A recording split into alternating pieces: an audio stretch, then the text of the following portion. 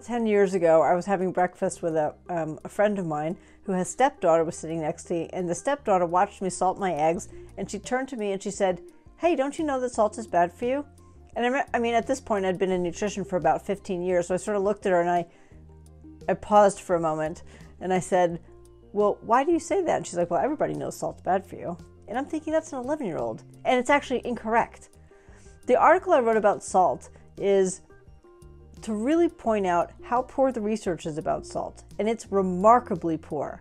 So the recommendations that we have about eating low salt are, one, not based on good research, but two, they can actually cause harm.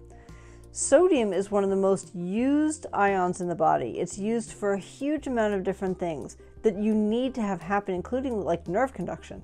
The problem is if you take sodium out of the diet to degrees where it gets too low, and I will tell you right now that the American Heart Association's recommendations of 1,500 milligrams is too low, then what happens is people start to have a whole bunch of other problems, including even dementia, increased falls in elderly people. Like, it's an enormous amount of trouble. And the issue that they're seeing, and this was super interesting in an article that I read from a researcher who titled the article "The Wrong White Crystals," about how we demonize salt when really it's sugar that's the problem with blood pressure. And also what they're seeing is that it's not so much sodium, high sodium, that causes problems with people. It's a low potassium, like people don't have enough potassium in their diet. And where does potassium come from? Like fruits and vegetables. So it's really looking at, have we been correct about our thinking about salt? In the olden days, people ate a minimum of 3,000 milligrams, even to 7,000 milligrams of salt per day.